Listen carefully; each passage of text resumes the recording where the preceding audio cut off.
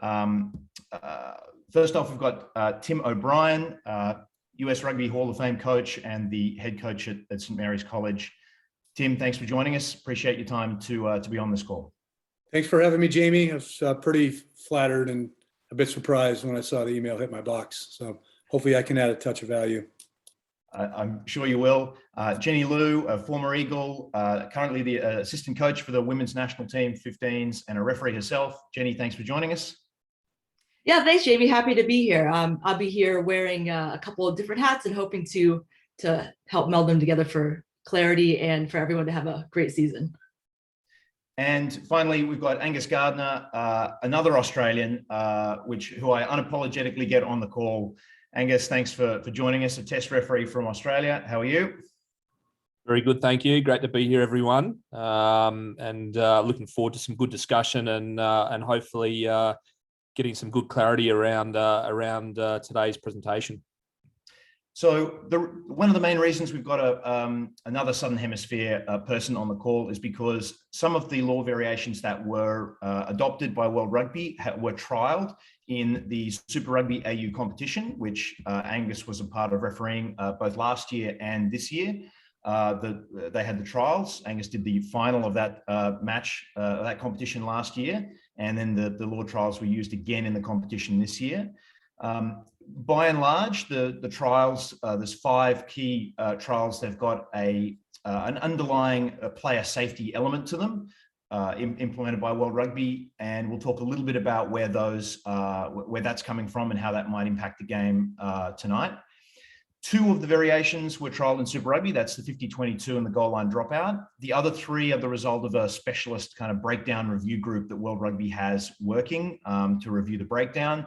And they've come from that work. And I don't believe they have been trialed elsewhere, although some of the elements of what they are putting into law have been kind of applied by referees in some ways previously. Some of that is just cementing into law an approach that's been taken previously. So tonight, the process, we're going to go through each variation. I'm just going to talk through what the variation is, what the laws around it are. Then we'll play a couple of clips. We'll be using the clips that World Rugby have provided. I haven't chosen to use all of the clips simply for time, but we've identified a couple that will hopefully highlight the key aspects of those variations. And then we'll have a bit of a discussion as a group. I believe there's a Q&A box available at the bottom of your screen for Zoom participants. There is a chat function, but that is not visible by everybody. So if you want to ask a question, please don't do so in the chat because the panelists can't see that. Do so in the Q&A box, and we'll try and answer as many of those questions to get through. We've got, I think it's almost hitting 200 people on the call. So we may not, depending on how many questions we get, we may not be able to cover everything. I'll have an email address set up at the end of the presentation where you can send any further questions that you might have about the application of these law variations in the game if it's not covered tonight. But please feel free to ask away. Okay, let's move on. So we're going to start with the 50-22, which is a kick from inside a team's own half, which bounces in play and then goes into touch inside an opponent's 22-meter area. If that happens, the kicking team gets the line-out throw. Yes, a quick throw is possible. If a team has players who are onside and can run up and be in a position to take a quick throw before a line-out forms. And very similar to the way that we currently approach a kick that is a ball that is passed back into the 22 and then kicked out on the full.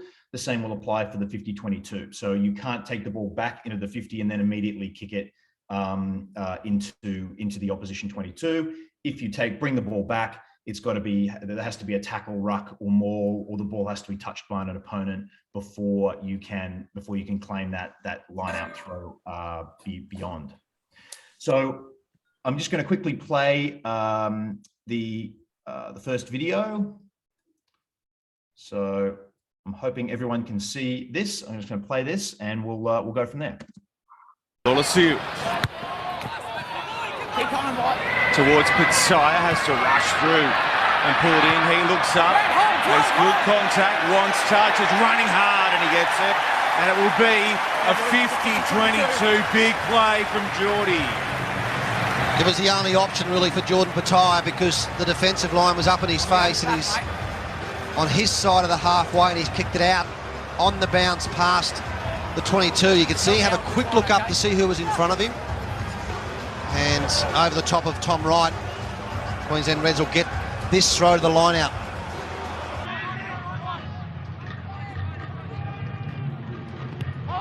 Lance just props and then fires one, looking for the 50-22 and getting it. Was that pass back or it's always inside? Always inside. Yeah, that's a great play from Joe Lance, just identifying there was only one man in the backfield for the Brumbies. You could hear the referee there slightly panicking as to whether or not the ball had been thrown back before being kicked out. So that's what that discussion was about. Making sure that that ball bounced before it went out inside the 22. Regains possession for the Western Force. Sianev. Jullie ze wil Shockley, pingpong. Ook Janke en Vark. John Chitterut on the blip in the Sula. That's a brilliant kick. Conan again looking for space. Smith is back. Backwards. Has to juggle with it. Smith. A spiral. Lesser spotted in Premiership Rugby, but it could work for Marcus Smith. And if they didn't love him already, they love him a little bit more. So they're the clips we've got. Just to start a little bit of the conversation about this, a couple of things noted by the commentators there. The first one, in the first clip, commentators noticed that there'd been a huge amount of defensive pressure on the player who was then able to exploit that by going over the top. I think that it seems like the intent of this law is to kind of create a little bit more space. Tim, if I start with you, what do you think the teams might do differently, or how might they approach things with this particular law in play?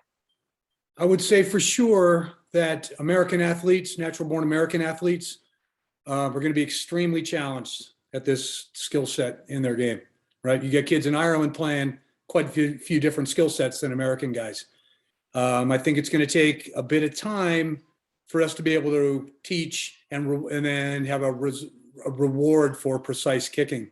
So there'll be some interesting skill sets, athletically, mentally, what have you, that we're going to need to work on to get this done, right? We got an oblong shaped ball and, I think we'll struggle with it here. I think it'll be pretty cool to see the spiral kick come back into play a bit. See where that goes. But, reducing line pressure, reducing some of the collisions, whatever some of the larger picture pieces are that they want to accomplish, probably get done. Angus, if I can turn to you, you kind of suggested that when we were talking about this, that the teams may have taken a little while to get used to this. Can you just talk through your experience about how this was implemented? Yeah, thanks, Jamie. So what we saw is that in season one, when this law variation came in, it took the teams, I'd say, a good season to actually embed it. And it's similar to what Tim's saying. This is going to take a little bit of time to kind of shift our bit of a mindset from the coaching side, but also the playing side, because tactically on the field, you're going to need your playmakers to be, I guess, tuned in to spatially where they are on the field and know whether the 50-22 is an option for them tactically. So that's a bit of a mindset shift. And as I said, we only saw that really start to take effect as a tactical play in the second season. So it's a shift. I guess from a refereeing point of view, it's a shift because we're very much used to refereeing, the 22. And as Jamie quite rightly pointed out, we need to now apply our thinking to the 50-metre area as well. So, one of the things that we had to be very mindful of is actually calling the ball inside. We sometimes hear referees saying inside the 22, which is kind of our own verbal cue to remind ourselves, but also to communicate to the players that they're inside the 22 and it's not taken back.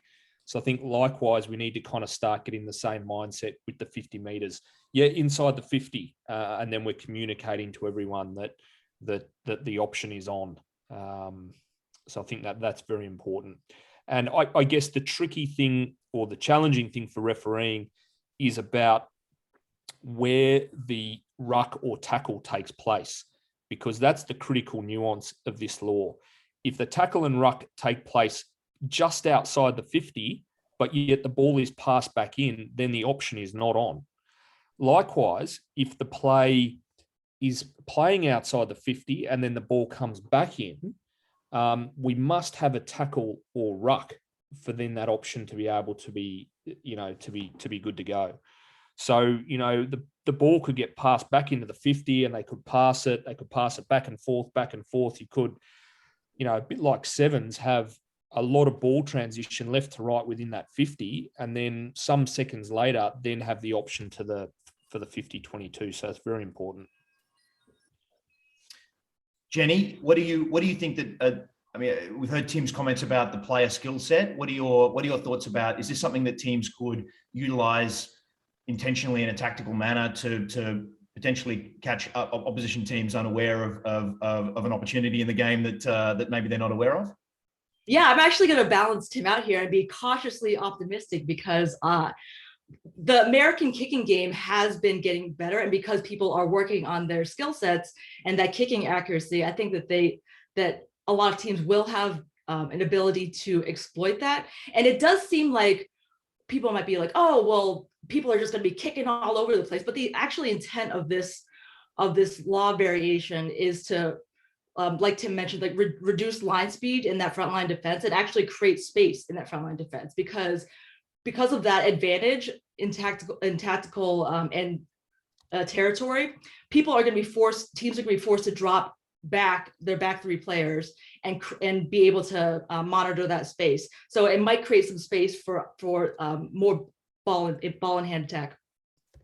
I think that's a little counterintuitive. Sometimes people look at this, I suspect, and think, oh, this is a variation that's encouraging more kicking. Whereas in actual fact, it's designed not to encourage more kicking. It's designed to drop players out of the defensive line to kind of cover for that. Tim, is that the approach that you think some teams will take and actually readjust their defense to cover that option? Or you hope so. Rugby is you need a quest for space mindset. We got people just T-boning each other all day playing rugby. It's boring. It's crap. Space. In a spatial recognition game. We need people with their heads up, eyes open, looking for space, and just having this law, the ability to execute this 50-22. I think we'll get heads up, eyes open, some better communication, trying to look for space in different areas of the field. We need to do something to speed the game up and move it along. And we can teach people along, and I think it makes it a pretty fun and challenging coaching aspect of what we got going on. Yeah, and to build on that, I would encourage players to really review their tactical maps. And there's such great examples in the Southern Hemisphere of how this has actually worked and what scenarios that you might see and what pictures you might see to be able to take advantage of that space. And like Angus mentioned, it took a little while for the teams to get there, but whoever can adapt faster is going to have that advantage. Just looking at a couple of questions in the Q&A box. A couple of people have asked if that ball goes directly into touch, what happens? So if it goes into touch on the full and doesn't bounce in the field of play. So in that case, assuming that the kick is outside the 22, which and hasn't been taken back, and then isn't a kick that they're allowed to kick out on the full inside the 22, the line out would be out on the full. So if they're kicking between the 50 and the 22, if that ball goes directly into touch, this law does not apply. The ball must bounce in the field before it goes into touch in order for them inside the opposition 22, in order for them to get the line out throw. In that particular case, the line out would come back to in line with where the ball was kicked, and it would be the opposition throw.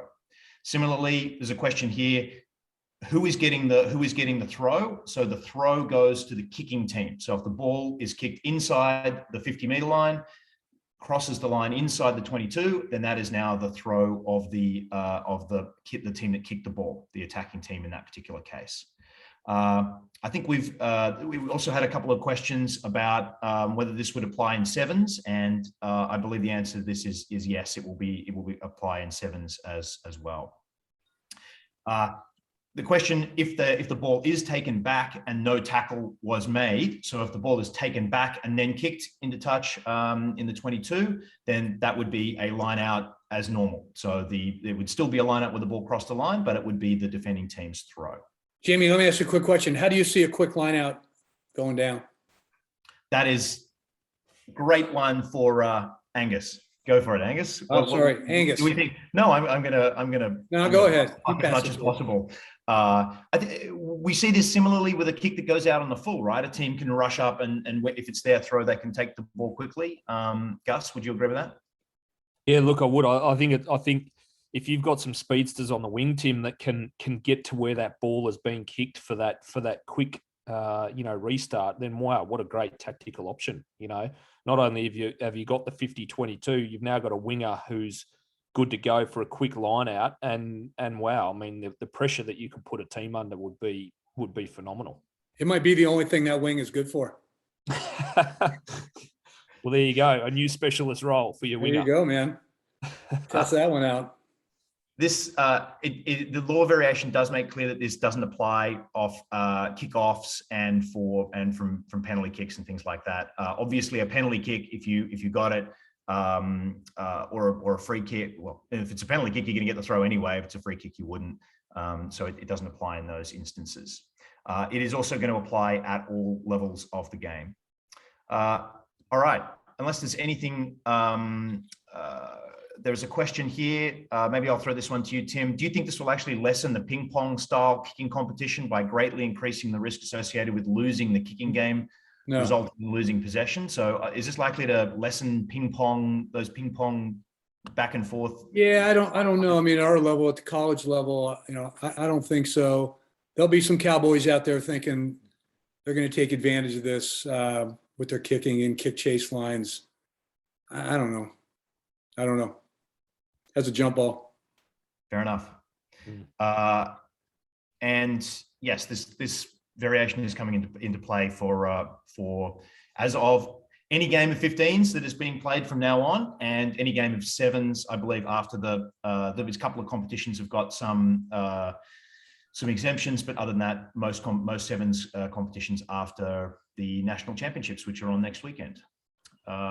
Okay, unless there's anything more, we're going to move on to the next topic. Sorry, Jamie, I think there's a good question there. That does this apply from set piece? And we may have already talked about this, but the answer is yes. So if you have a scrum and it's your ball attacking feed in your 50, absolutely, you win that ball back from the scrum, and you've got your 5'8" or your fly half in the pocket. Yeah, the 50-22 is on there for sure, and same from a line out, as long as it's originating within your 50 meter. So again, from that set piece perspective, another tactical option. Yeah, so basically how you would treat a 22 right now, how you would manage that. Spot on, Jenny. Yep. Okay, anything more before we move on? Anyone want to add? Cool, let's go. Next one is the goal line dropout. The goal line dropout is an interesting variation, which has been brought in for a couple of different reasons, and we might talk about what some of those are. It's when the ball is taken in goal by an attacking player and is going to be held up. I might add the ball being held up would actually also apply at the moment to a defensive player. So either an attacking or a defending player that is in goal who is held up, it's going to be a goal line dropout. Or where an attacking kick, and this is clear, other than a kickoff or a restart kick or a drop goal attempt or a penalty kick at goal. If so, this is just a kick from open play, goes into the in goal and is grounded or made dead by the defending players. There was a minor tweak made by World Rugby to the laws to make sure that covered both scenarios.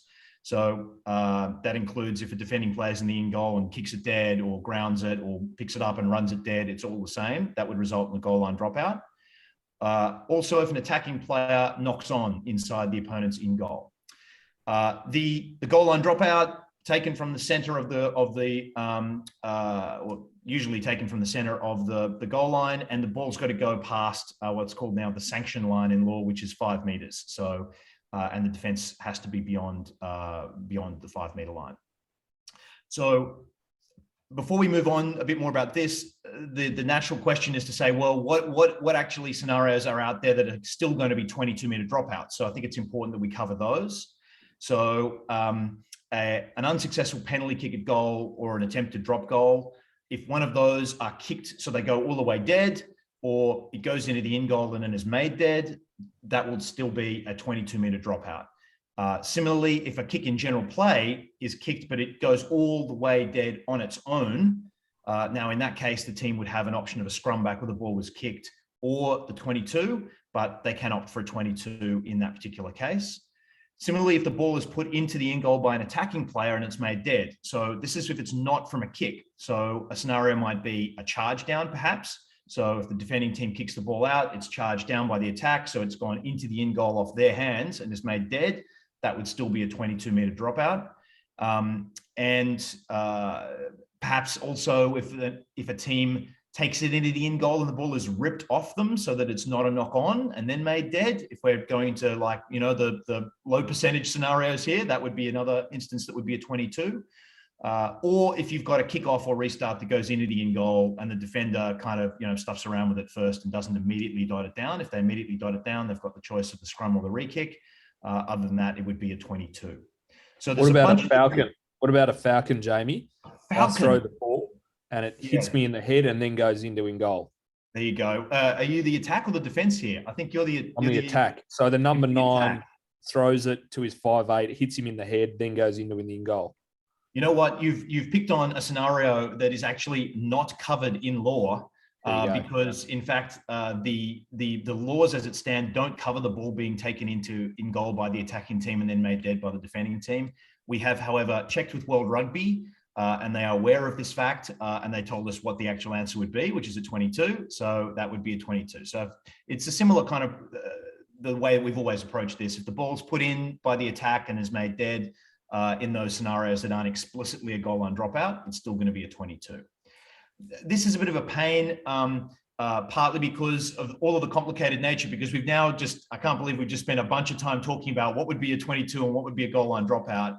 Angus, when you were trying to apply this, what's going through your mind to remember what's what and how to do it? Is it just something you just got to learn? Yeah. It's just one of the areas of our beautiful game that for referees, we've just got to know. And I got to say, at the end of a season, I would still sometimes ring Jamie up and say, hey, what about this scenario? What about that scenario? Because, like we've just discussed, there are so many little different scenarios that can pop up. And so I guess at the end of the day, the referee, you're facilitating the game. So it's with you just to know. And look, most of the time the players have no idea, and so they all just stop and look to you for whether it's a goal line dropout or a 22. I just wanted to make one brief comment. It's interesting there because I think the opponents have to go back just to the 5 meter line. So it's really interesting here. The player who is taking the goal line dropout needs to also be aware that the opponents cannot charge across that 5 meter line in an attempt to charge down that goal line dropout, which is the same for a 22. So if the ball carrier is attempting the dropout from the 22, players can't charge beyond that 22 meter line in an attempt to drop to charge down the dropout, which is the same principle here for the 5 meter. Okay, before we talk a bit more about it, I think we'll just we will just have a quick look at a couple of clips, and then we'll talk a bit more. On the ropes, they don't want to make a mistake, and they want to drive their advantage home. And when the opposition are on the ropes from close range, Leinster are usually so clinical. May not yet be a knockout blow, but it certainly will put them very, very close to a vice-like grip on the game. Have they got it down here from close range? I think we can all agree this is a particularly attractive part of rugby here. World Rugby have indicated explicitly that part of this variation is designed to encourage some variety in attack as opposed to simply pick and drive, because the risk reward has now changed. Because if you're held up in that situation, you don't get a 5-meter scrum with your feed. You'll find yourself back on your heels, 40 meters back down the pitch, potentially from a goal line dropout. Tim, do you think that what do you think that this will do to teams' attack decision-making process at this part of the game? Is this something that, will the risk reward change? I mean, or is that something that coaches should be thinking about? Well, first of all, you got to go back, and that's down the road here, right, is on the latching on the ball carrier type of business, right? So I don't know if you want to get ahead of yourself there. From my standpoint, this goal line dropout creates some amazing opportunities, right? In terms of counterattack, punt return, what I would just call, punt return, there'll be a bit of creativity and spontaneity tied into the game. And we can really put our thinking caps on here as coaches to get after it, when these scenarios arise. And also for the referees, they need to remain pretty clear-headed when these scenarios arise and understand whether it's, we're going to have a goal line dropout or we're going to have a 22 or, or what have you. So I don't know if you want to show some other clips first.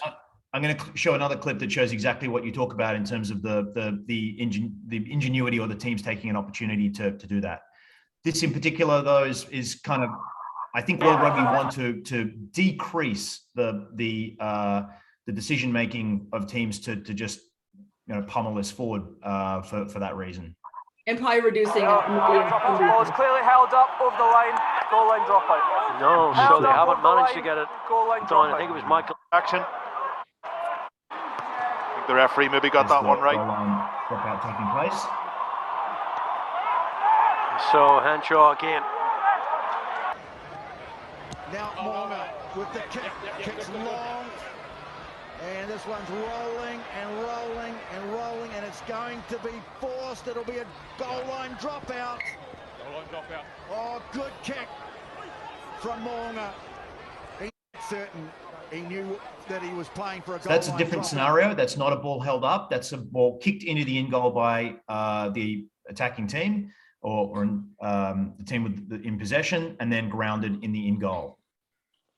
And a chance to get the ball back, and Geordie Barrett will kick this for all it's worth. High towering dropout down over the 10-meter mark. Monga, away it goes. Way to Ivan Nemer, Garbisi, Sarto slides by the tackle of Nick Grigg. Sarto, can he get there? Oh, did he get there? It's knock on, in goal, so it's a... He's dropped it. No, it's a goal line dropout. Decisive from Marius Maitreya. Goal line dropout. Glasgow go quickly. Here's Forbes. Forbes pins his ear back. Is there anybody in the backfield for Benetton? Forbes is going to go. We'll never know if he scores that, but so that kid also just smoked a short line out.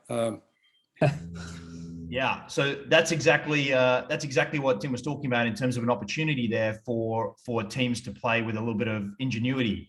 Jenny, do you want to comment to that? How do you think players should react and think about this new variation?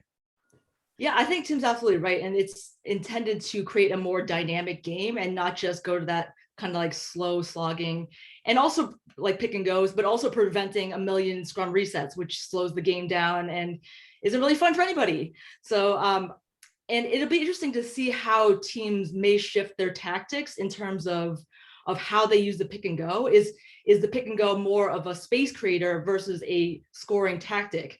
So it's it's going to be interesting to see how it develops, and it could encourage. We saw in the Southern Hemisphere, it could encourage some of that attack within the in goal and create really exciting tries that are like over 100 meters.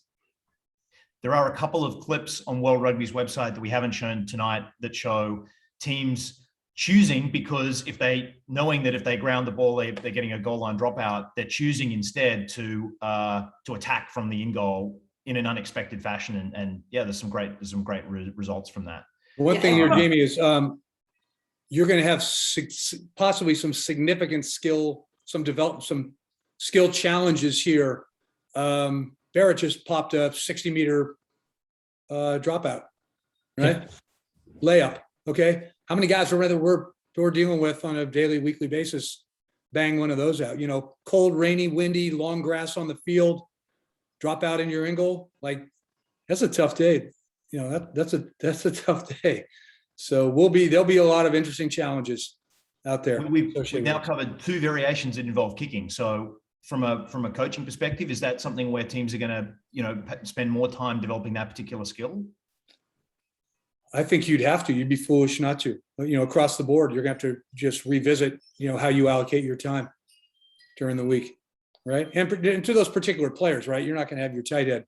Well, maybe we would at St. Mary's, but we're not going to have your tight head working on those dropouts. Well, Matt Dunning's still out there somewhere. Angus, any more points you want to make to this particular variation?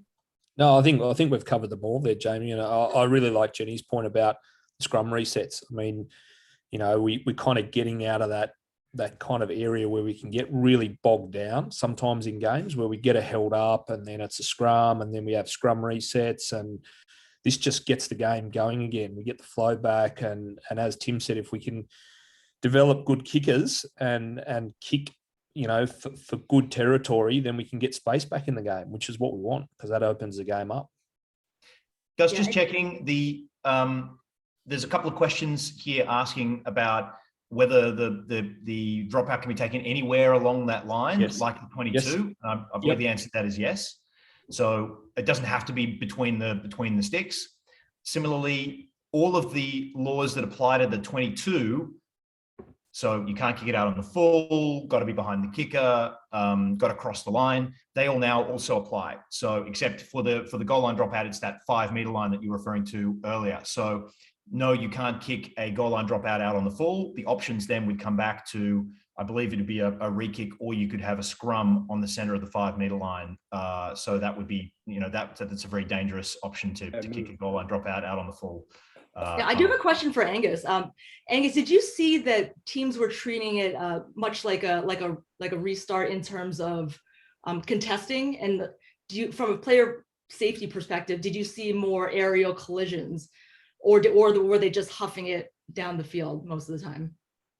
Yeah, it was interesting, Jenny, because I reckon we saw two main scenarios. One was that scenario where we just saw on the last clip, which was that real kind of counter attack opportunity, which was like, you know, the options on, let's go wide, let's see what we can make for it. Or we saw it as that kind of, look, let's just take a moment here, the Geordie Barrett style, where we're not in any rush. Let's just ground the ball. Let's just get all our defense to kind of come back in line with us. Let's set up, and then let's just hoof it downfield, connect up in the line, and you know, and play from there with the space side of things. So yeah, we didn't see too many kind of you know, typical restarts from a kickoff where you go short to the 10 and try and get your high ball player in to kind of knock back that possession just because of the proximity to the goal line. Yeah, that makes sense. Two things that have come up in the questions that I want us to talk about before we go forward. A couple of people have asked, does this mean that there are no more 5 meter scrums? Happily for props all over the world, no, that doesn't mean that there are no more 5 meter scrums. There are still some scenarios, in particular, where the ball is taken back into the in goal by the defending team and made dead. That would still result in a 5 meter scrum in certain scenarios. And also, if there was, for example, doubt regarding which of 2 players grounded the ball, that would result in a 5 meter scrum of the attacking team. So there are a couple of different options there in law that you need to be aware of. We will be putting out a bit of further information. There'll be game management guidelines that will go out. In addition, we're preparing a document for referees that will work. There's a match management group from the Referees and Laws Committee that's working on a document that will identify all the different scenarios and what the outcomes would be. And we're going to distribute that to everyone to make that clear. Just one other thing, I think, Jenny, I'll throw this to you, but it's a refereeing question. So Angus, you might want to chime in as well. The difference for a referee now between, if you don't see the grounding, you know, there's now the difference between a goal line dropout, whereas previously, if you hadn't seen the grounding, it's a 5 meter scrum to the attacking team. So do you think this, from a refereeing perspective, is going to change the way that referees act in goal? Because it's going to be really crucial as a, you know, at a community level referee to you don't have a TMO, So how are you going to make that call? Is that something that you might think about doing differently? I think from a refereeing perspective, they ask you to be very active around the in goal anyway. So now maybe it's like up a couple notches and you better work your butt around to get a good view. Yeah, Angus, you just go straight to the TV, don't you? Isn't that what you do? Yeah, get down on one knee, get down on your stomach, do whatever you have to do. But I'm with Jenny. You just got to work hard to see it, or not see it, but make a decisive decision. Yeah, be in a position where you can sell it. Absolutely. Yeah, I like that. Tim, you're okay with that from a coaching perspective? Just the referees just being in a position to sell a credible decision? Yeah, I'm all right. It's hard for the referees to move around. Hard to drive that car when there's not a lot of gas in the tank. Or no gas in the tank, but we'll get on that sometime later. Okay, let's, unless there's any other comments you want to make about this, let's move on to the next variation. So, okay, we've got the flying wedge and the one-person latch. We're going to build these two together here because I think that they are sort of the same issue, just with two specific law changes that have been made. So first off, with the flying wedge, you can't have a situation where more than one teammate latches onto the ball carrier. The law does say on either side, but I have just double checked with World Rugby that that's not how it is to be applied. It is simply to be applied in any scenario where you have the ball carrier and more than one player latched onto them, bound onto them before contact. So it doesn't have to be a wedge formation or anything like that. It just has to be a ball carrier and two players pre-bound in a pod of three. That is now going to be considered illegal. It is often near the in goal and in open play. This is not intended for use at line out to maul scenarios. So to explain what I'm getting at there, you can imagine where a team chooses not to defend at a line out. You can have that scenario where the player taking the ball at the line out turns and they intend to create a maul. They're just creating a huddle of bodies at that point because the opposition hasn't engaged.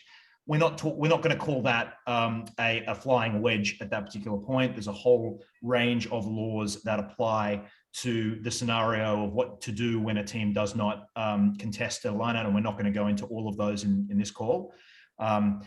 But in open play or from that maul in which players break off, yes, we potentially could have this as a scenario. So a truck and trailer scenario where they break off the maul if you've got the ball carrier and more than one player attached to the ball carrier before contact.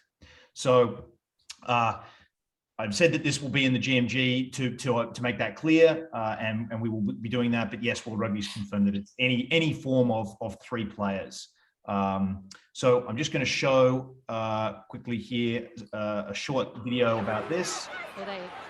You can see three players there from the English team.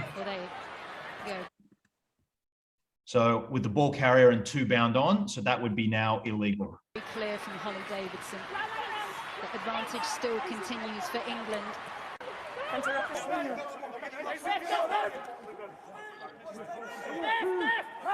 Same kind of thing. This is what Tim was referring to earlier about the pick and drive close to the goal line.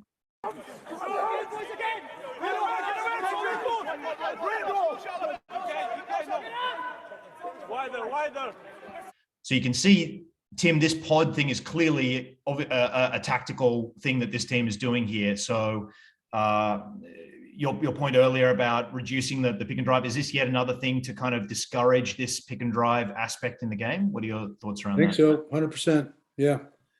And I also think the referees have had a hard time managing the tackler in these situations. You know, now in this situation here, he is making a nice tackle with his arms, but we have a lot of shoulder rolls here that go on not being called when we have this. It's the only way you can stop somebody, really, with a three-man pod.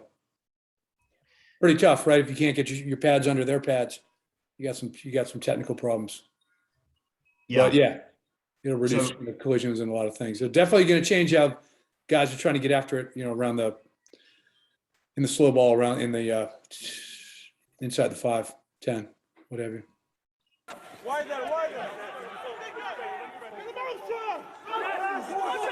Right there. the blue bodies on the floor. Shauna Brown looks to try and get a mitt on it. It's a boot in the face for her troubles. Then drives hard. There's another advantage for an offside being. Okay, so they're the examples of that latch, which will now be considered illegal to have more than one player bound onto that ball carrier. The flip side of that, so we're going to just go straight into talking about the other variation now, is that what we've kind of mostly allowed in law for years, but has never been explicitly in law, which is that we can have one player bound onto the ball carrier prior to contact.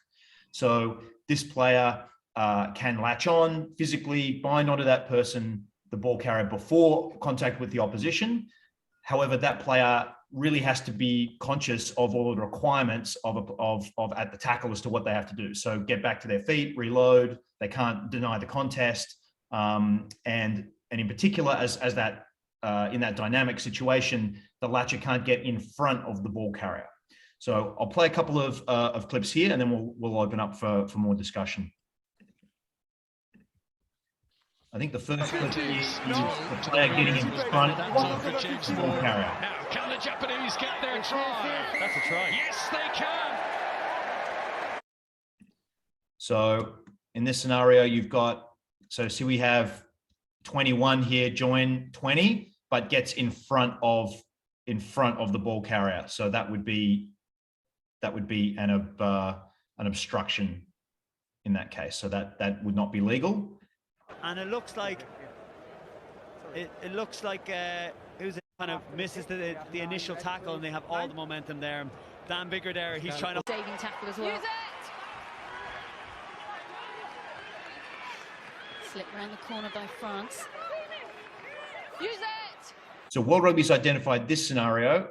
Angus, I wouldn't mind your thought on this. The player 3 here goes to ground and really seals off, and there's no attempt to kind of reload here. So is that something you'd be looking at, that where that latch hasn't obeyed what they need to do at the breakdown?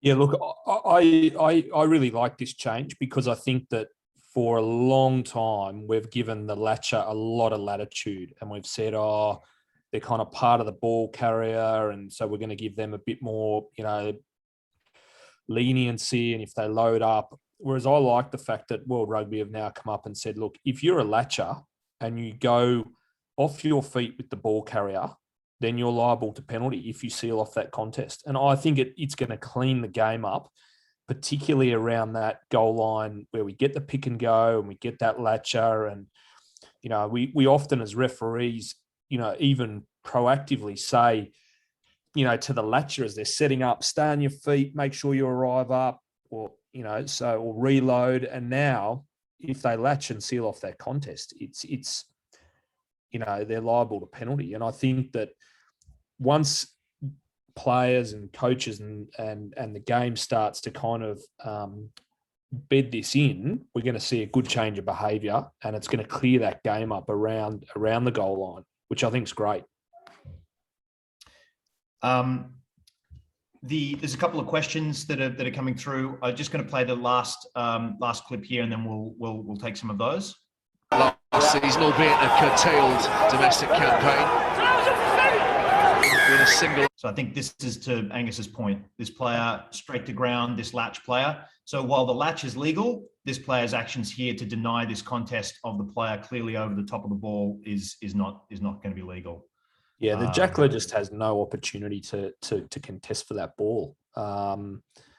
Rugby's a game about contest, and that's just clearly denying the contest. So I think it's a healthy law change.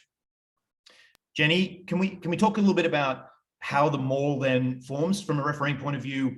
I mean, we can still have a maul, right? We can still have more than 3 players involved, but it's just the order in which it happens has to change. You can't have 3 players barreling into an opponent anymore. It's going to have to form a different way, right?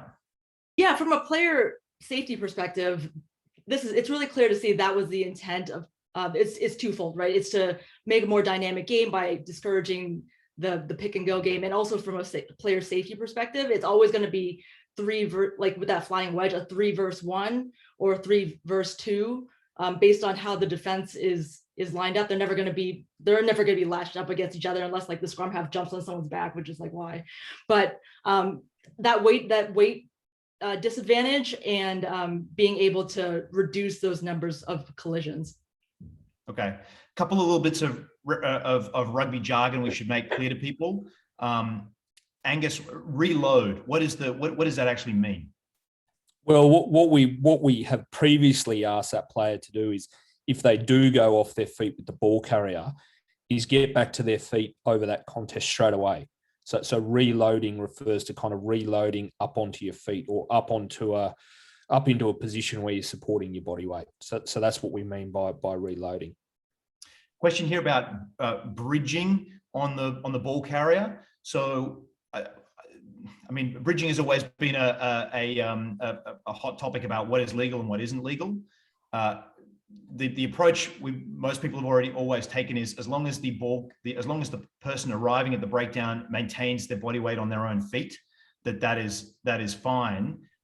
Whereas hands past the ball on the ground, not supporting your own weight, that is illegal. What's your take on that concept of bridging? Yeah, I think spot on. Absolutely. I think it's all about, I guess what we're looking at here is we're shifting the focus onto the actions of the latcher or the actions of the bridger, and we want to make sure that it's all about being able to support their weight. So the question you've got to ask is, if you took their hands away, would they still be able to stay in their position on their 2 feet? How do you know, though? How do you know you have a man on the ground, a guy comes to latch, he's hanging on, he's got hands, let's say, on the rear end of the tackled player. Great flexibility in his ankles, great flexibility in his knees and in his hips. Is that good? No good? Yeah, I mean, look, one of the things that is a trigger for me, Tim, is the body shape. And I guess, typically what we'd say is that if someone, if their hands are up here and they're quite tight, then they're actually supporting their weight. Whereas if they get quite flat and long, that natural balance, is gonna fall. And so that for me is a general kind of principle I'll work for, is if they're quite long over that tackled area, the question is are they in good body shape to be able to actually support their weight? And I'd say 9 times out of 10, with the exception of the acrobat or the gymnast that you've got in your team, they're probably not going to be able to, A lot of yoga. Yeah, a lot of yoga. Hot yoga. And that's a great point for players to take away, is giving the referee a clear picture, so that even if you are supporting your weight, and maybe you are that flexible gymnast, but give a better body picture so that you don't get called. So just to answer a couple of questions about how a maul can still be formed under law. A maul is the ball carrier and one player from either team. So if we have the ball carrier and a supporting player make contact with a defender and they all stay up on their feet, we now have a maul, and then additional players can join from either team as they want, as long as they're following the laws, and that is a maul, and away we go. What we can't have now is we can't have ball carrier and 2 players from the attack all joining as a pod of 3 and then going into contact. For the various player safety kind of things that we've talked about and what Tim was talking about, the only way to defend that being a shoulder roll, things like that. So I hope that clears up that yes, a maul can still form quite happily, which is ball carrier, defender from one team and attacker from the other team. So a 3-person maul is that's the definition of it. And then additional players can join after that happens. What you can't have happen is 2 players attached to the ball carrier going into bound up before contact. In that particular scenario, I think it's worth mentioning that the ball carrier with a latch player attached to them. So we've got a ball carrier and a latch player going into contact. The defender can still make a tackle, right? I think sometimes people get confused as to whether or not the moment that they make contact, well, that's formed a maul. It really should be for the referee to see whether the action is to hold that player up. Certainly the first defender should be entitled to tackle that player entirely. Angus, I know you've had there's been different interpretation around when that is a maul or when that is a tackle. Do you agree that first defender has got to have the opportunity to tackle that ball carrier there without being considered to have formed the maul? Yeah, and look, I still think there's probably going to be a little bit more to possibly come out from World Rugby around the nuances of this, probably at a later date, because one of the questions that I always get asked, sometimes from team coaches, is that when they identify teams that use a latcher into the contact, they ask me, is it okay for our defenders to take out the latcher? Now, it seems to me that that's a fair enough question, because if you've got the ball carrier and the latcher, they're essentially formed as one. So then the defenders say, well, why can't we take out the latcher? Because then that isolates the ball carrier, and then that enables us from a defensive perspective to kind of then isolate that ball carrier. At the moment, the position is that you cannot take out the latcher. You must still attempt to tackle the ball carrier. So by taking out the latcher, you're effectively taking out someone off the ball, which is illegal, and that is still a bit of a nuance around this law variation at the moment. To kind of come back to Jamie's question about the maul side of things, generally, absolutely, he's got to be able to make a tackle, and I think there is a big difference between seeing the defender make the tackle versus seeing the defender, as Jamie said, trying to hold that player up and enable some time to form the maul and then use it as a defensive weapon to get the maul, and then the turnover. So, yeah. Last crucial question, Jenny. What is the signal for a penalty kick for 3 people bound together as a block of players before contact? There is obviously no official answer to that, so I'm just keen to see what you come up with. Maybe it's like the flying ducks, or like the flying bee. I like flying the wedge. mighty ducks. Yeah. That's good. Oh, there you go. Okay, I like it. Any of those will any of those will work, because there is no official answer to that question Right. that we're aware of. So Not yet. okay. Any further points you want to make? Conscious of time, we've got one last variation to get through. So let's go to the Jackler clean out. So this one's caused a little bit of confusion, I think. So we want to clear a couple of things up about this. So for this, World Rugby's now defined the Jackler, as a specific role within the game. So that term is now actually in the law book for the first arriving teammate of the tackler who goes to potentially play for the ball. And what this change is doing is it's identifying players who target or put weight onto that player's legs, in particular their lower limbs, joints there, and there's a specific targeting of those players' legs that have been identified in some clips that is very dangerous, and that has been how this has been identified. Oftentimes, these players, in order to do this, are probably entering illegally at the breakdown, and we'll see 2 of the 3 clips here. I think that's exactly the case. But the point is not that this is just illegal entry. This now rises to being foul play, and obviously there can be higher sanctions for that applied. The law does say that a player may lever the Jackler out of the contest at the ruck. So a body roll without head or neck contact is still allowed, known as a gator roll, or Angus would probably know it as a crocodile roll. The way of actually getting that player off the ball is still legal, and we've got some clips of both legal and illegal plays here to display before we talk about this a little more. So I don't believe there's audio for this bit, but you may have missed this scenario. There's a replay here. So in this case, a player comes around the side. So we're talking about the blue player at the back of this breakdown who comes around the side. You can see the Jackler there with their legs, and that player comes down and chops with their upper body to take that player's leg out to prevent them from contesting for the ball. So that is the kind of action that is being intended to be sanctioned here. Simmons again, Cunningham did well, but Carter's wrapped around that, driven off the ball.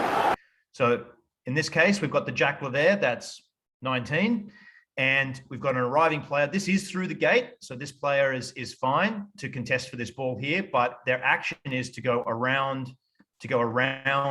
and land on the player's lower leg to try and stop them from winning that ball and to take them out of that situation. Similarly, there's a pretty sickening kind of, if you've seen the World Rugby clips, there's a sickening example here, which is, I'll just go back and show you this particular player. So this is a scenario where black has the ball. So we're looking at this player here who is clearly not through the gate for black, taking out a defender who is looking to contest for the ball. They had the Weber option on the other side this is as a well. different angle. And maybe that's symptomatic of being sitting down for 10 minutes and just. So this is the kind of thing that they're trying to take out. So this is the Jackler player here. This is a teammate of the tackler who's going to go into play. This player is clearly in the side, but has taken out. Just losing the pace of the game a bit, Justin. I don't know, but good point. A couple of examples that World Rugby have given of things that are still legal. Robinson. So this is a legal roll of this player off the ball carrier. Robinson. He grabs that player.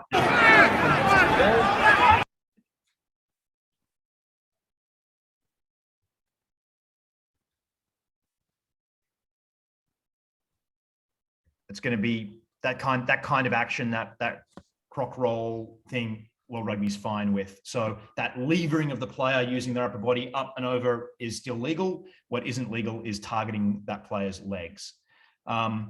Jenny, from a player, safety perspective, I think this sounds like a pretty obvious example of what World Rugby's trying to prevent here. Yeah, absolutely, and also making it a fair contest and being able to, like, Jacklers rejoice, like, keep from a skill perspective, keep working on your skills, being able to have that clear picture and that body shape, and not just having the hands on, but actually making an attempt to lift, and you'll be rewarded.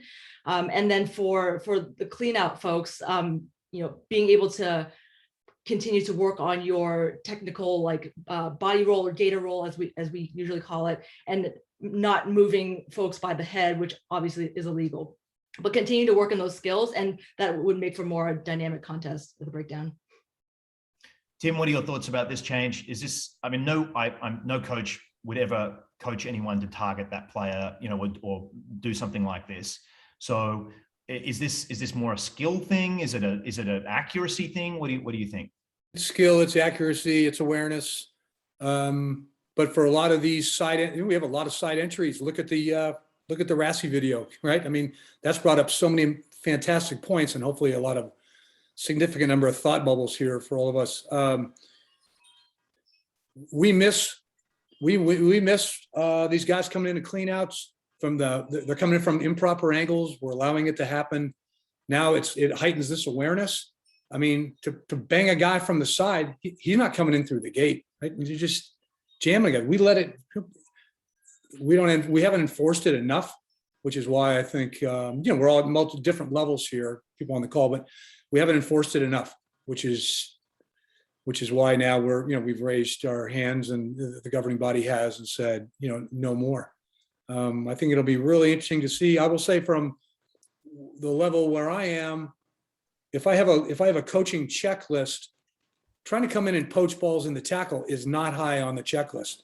Okay, part of that has to do with, I love referees, but sometimes I'm worried about their competency skills in terms of properly assessing exactly what just happened in front of them and to make the proper call. And a lot of times it's just a jump ball, and hey, they're just going to call it. Like, it's not even worth it. I'd rather just let the opponent have the ball. Sometimes they're their own worst enemy. They're a great defender for us.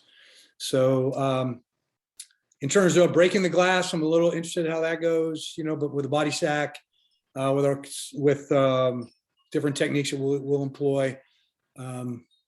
I'll be fascinated to see how it's called. But on the other hand, on the awareness side, we need to be more aware, coaches, to our players in terms of our anticipatory skills when we're supporting ball carriers. Ball carriers and how they move, and how we move to we move our bodies to support them. Kind of go to the old French thing too, that the tackle is a defeat as well. Keep that ball up and move it around. Yeah, I think what you say kind of makes sense if we think about just the last three variations we're dealing with. All have to do with support players and their decision making as to what they do and what their first job is when at contact. Yeah. Yeah. Okay. Angus, what are your thoughts around this particular law? Is this just a foul play thing, cut and dried, or do you think it will encourage what Tim's suggesting, which is referees to take more vision around entry and clean that up a little bit? Or what are your thoughts?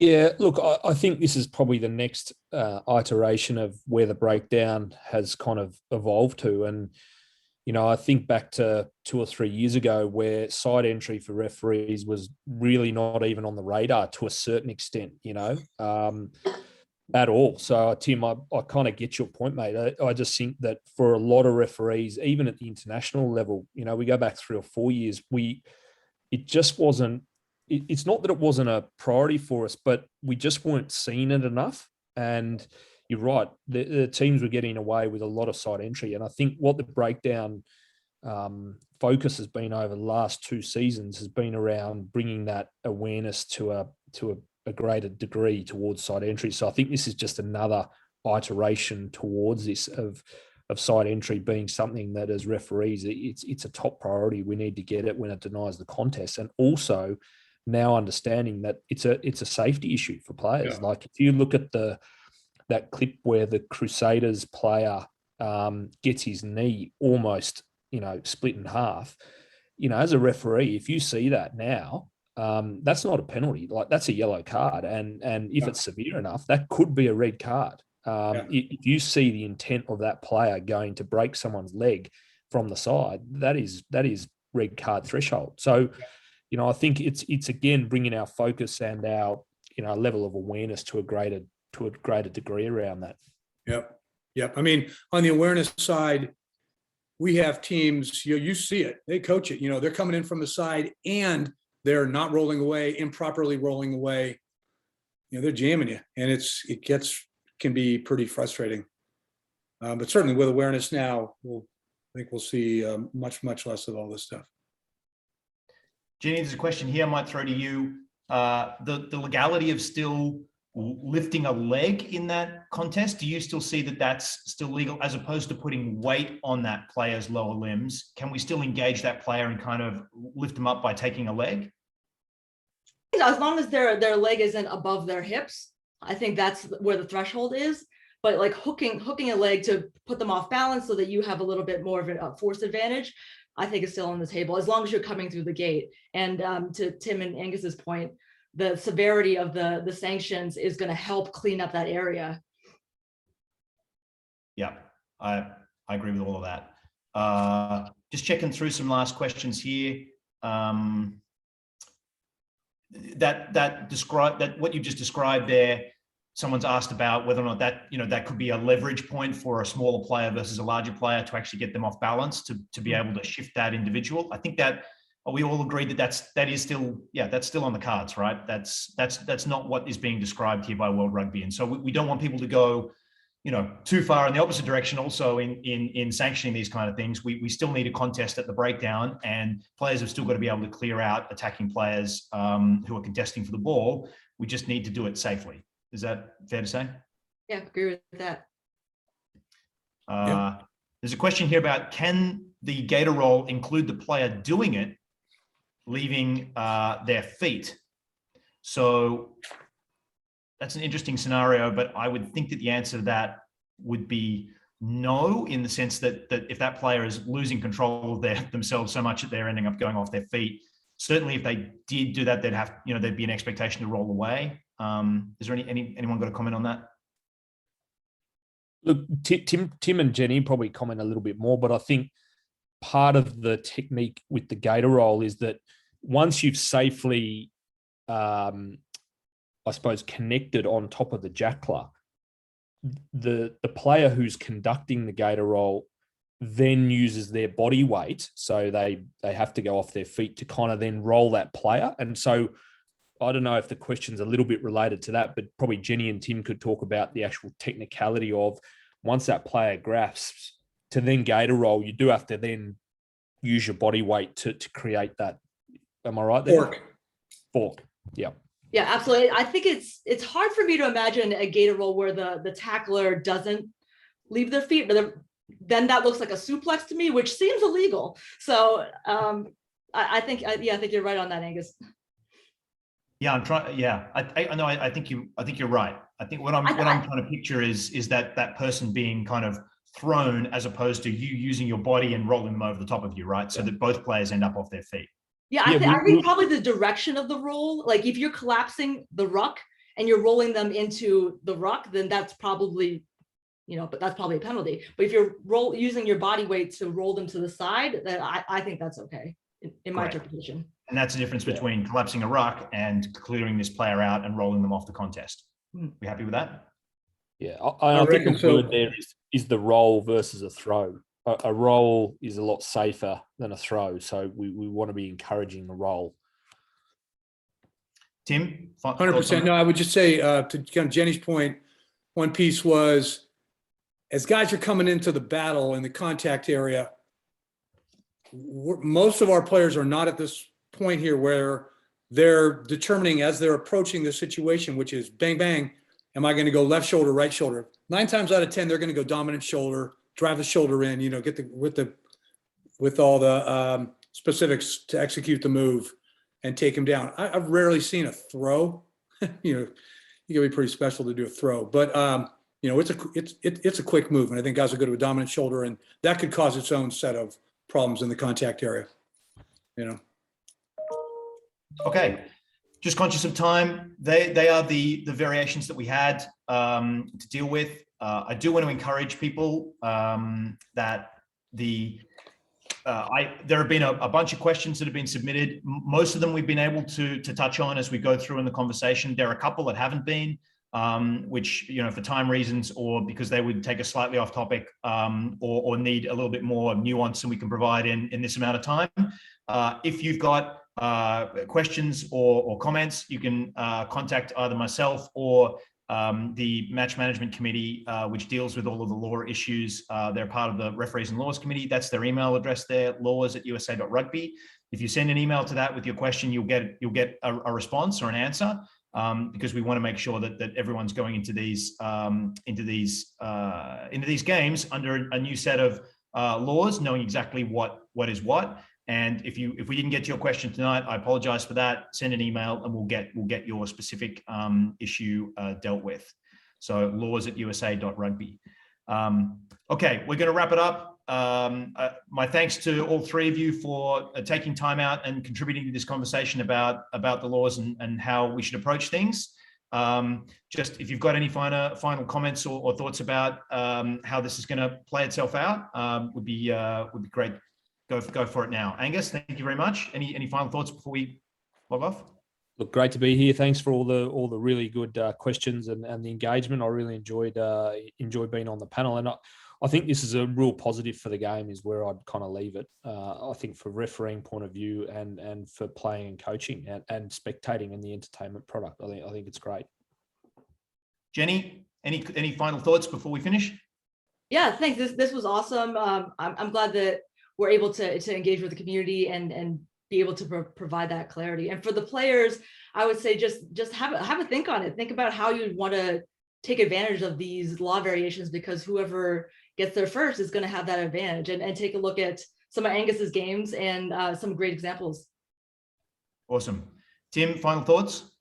Yeah, man, I think these need to be done more often, longer duration. People that know me would laugh at that. And I think everybody needs to think about more. We need to refine and improve our communication and collaboration between the referees and the coaches. It's poor at best. Many coaches should ref, right? A lot of refs should come out and coach teams at some time and come visit practices and vice versa. We don't have enough of it. So that's something that we really need to work on and certainly improve upon, 100%. Jenny and Angus, I think you would both agree with that sentiment. Angus, you spend a lot of time at team practice, and Jenny, you wear a lot of hats. So I assume you would agree with that. Oh, absolutely. I became a referee to be a better player and to be a better coach. So 100%, Tim. Yeah, and look, I echo that, Tim. I mean, I think if you want to take your refereeing to a new level, understanding the game from a coach and particularly a player perspective, and understanding what each of those roles are trying to achieve will help you refereeing so much. You just become a student of the game then. It's great. And to answer, this last question, someone asked, Angus, are you coming to MLR? There you go. There's a question for you that you can answer another time.